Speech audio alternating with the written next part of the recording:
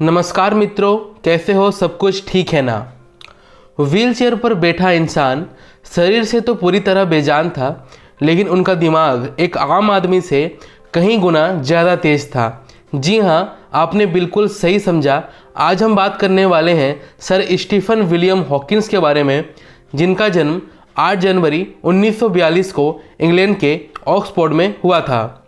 1963 में जब स्टीफन महज 21 साल के थे, तब डॉक्टर्स ने उन्हें ये बताया कि उन्हें मोटर न्यूरॉन नाम की एक भयानक लाइलाज बीमारी है। इस बीमारी में इंसान का उसके मांसपेशियों से नियंत्रण छूटने लगता है। धीरे धीरे उसका शरीर अपंग हो जाता है। किसी इंसान में इस बीमारी के पता लगने के कुछ महीने या कुछ साल बाद ही उस इंसान की मौत हो जाती है। जब डॉक्टर्स को पता चला कि स्टीफन को ये बीमारी है, तब डॉक्टर्स ने उनको बताया कि अब वो 2 साल से ज़्यादा नहीं जी पाएंगे। लेकिन स्टीफन ने अपनी इच्छा शक्ति की बदौलत डॉक्टर्स की भविष्यवाणियों को झूठ साबित कर दिया। वो 50 साल से भी ज़्यादा जिए। बीमारी के पता चलने के बाद धीरे धीरे वो पूरी तरह से अपंग हो गए। सिर्फ उनका दिमाग ही जिंदा था। आज हम आपको बताएंगे महान वैज्ञानिक के बारे में कुछ ऐसी बातें जो आपको हैरान कर देगी। इस वीडियो को शुरू करने से पहले अगर आपने हमारा YouTube चैनल अभी तक सब्सक्राइब नहीं किया तो सब्सक्राइब कर लो हमारे YouTube चैनल को और जुड़ जाओ हमारे YouTube परिवार के साथ नई नई चीज़ों को जानने के लिए। स्टीफन के जन्म और मृत्यु में एक बड़ा संयोग जुड़ा हुआ है। जिस दिन द ग्रेट वैज्ञानिक गैलीलियो गैलीली की मृत्यु हुई थी, उसके पूरे 300 साल बाद यानी 8 जनवरी 1942 को स्टीफन का जन्म हुआ था। और जिस दिन दुनिया के सबसे महान वैज्ञानिक अल्बर्ट आइंस्टाइन का जन्म हुआ था, उसी दिन स्टीफन की मृत्यु हुई थी। गजब की बात यह है कि ये तीनों ही अपने समय के जाने माने और महान वैज्ञानिक थे।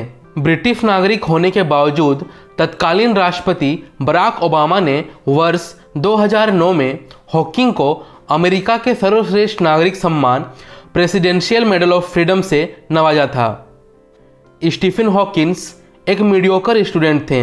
सन 2010 में उन्होंने कहा था कि वो 8 साल का होने तक भी पढ़ना नहीं जानते थे और ग्रेड स्कूल से लेकर उनके ऑक्सफोर्ड जाने तक वो एक लेजी स्टूडेंट थे। एक मीडियोकर स्टूडेंट होने के बावजूद भी स्टीफन को उनके स्कूली दिनों में अल्बर्ट आइंस्टाइन कहा जाता था, क्योंकि उनको स्पेस, टाइम और यूनिवर्स के बारे में बहुत जानकारी थी। एक इंटरव्यू जो ब्रिटिश न्यूज़पेपर द गार्डियन में पब्लिश हुआ था, इस इंटरव्यू के दौरान स्टीफन हॉकिंग ने कहा था कि हमारा दिमाग एक कंप्यूटर है और ये कंप्यूटर तब काम करना बंद कर देता है जब इसके कंपोनेंट्स फेल हो जाते हैं। इसी को मृत्यु कहते हैं। और जो ये मानता है कि मृत्यु के बाद भी ज़िंदगी मिलेगी, स्वर्ग वगैरह, ये सब मान्यताएं लोगों को मौत के डर से दिलासा देने के लिए होती हैं।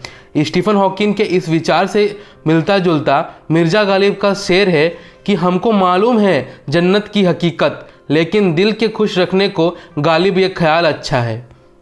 स्टीफन हॉकिंग मानते थे कि हमारी दुनिया से अलग दूसरे ग्रहों पर भी जीव हो सकते हैं। उन्होंने एक बार कहा था कि अनंत ब्रह्मांड को देखते हुए ये लगता है कि एलियंस सचमुच होंगे, लेकिन हमें उनसे संपर्क करने की कोशिश नहीं करनी चाहिए। ये हमारे लिए खतरनाक साबित हो सकता है। वैसे तो स्टीफन साइंटिफिक कम्युनिटी में पहले से ही काफ़ी फेमस थे, लेकिन वास्तव में वो आम लोगों की अटेंशन में तब आए जब 1988 में उनकी science book a brief history of time publish हुई। इस बुक ने पूरी दुनिया में तहलका मचा दिया। ये अपने समय की सबसे ज़्यादा बिकने वाली बुक बनी। 150 हफ्तों तक न्यूयॉर्क टाइम्स बेस्ट लिस्ट में सारे रिकॉर्ड तोड़ते हुए 237 हफ्तों तक British Sunday time best seller list में रही। इस बुक की 1 करोड़ से भी ज़्यादा कॉपीज बिक चुकी है।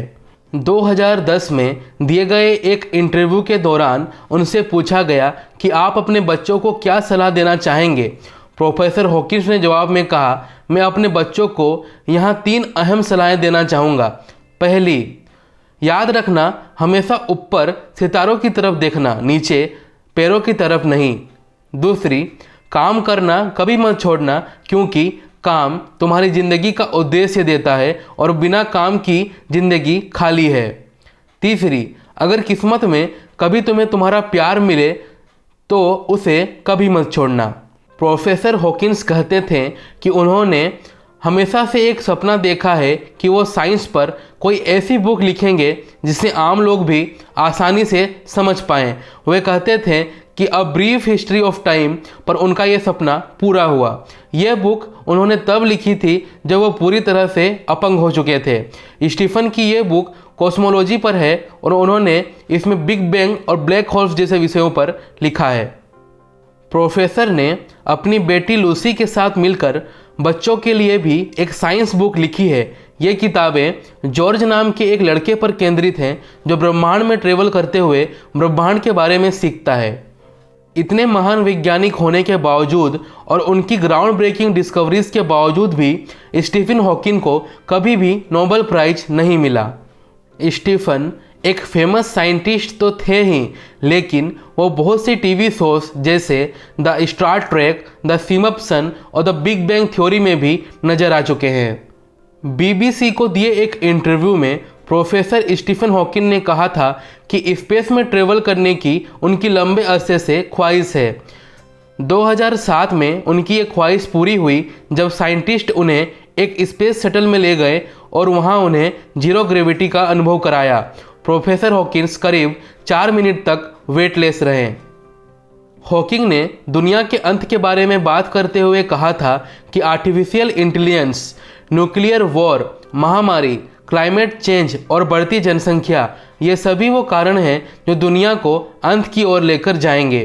प्रोफेसर ने कहा था कि मुझे लगता है मानव जाति के पास खुद का अस्तित्व बचाए रखने के लिए 1000 साल हैं। जब तक कि पृथ्वी मनुष्य के रहने के काबिल ना बचे तब तक हमें पृथ्वी जैसा कोई और ग्रह खोजने की ज़रूरत है। लंबी बीमारी की वजह से स्टीफन का पूरा शरीर बेजान हो गया था। वो ना लिख सकते थे और ना ही बोल सकते थे, लेकिन इसके बावजूद उन्होंने कई किताबें लिखी। ये किताबें उन्होंने अपनी स्पीच सिंथेसाइज़र की मदद से लिखी। स्टीफन पूरी तरह अपंग होने के बावजूद भी इस डिवाइस की मदद से लोगों से बात करते थे।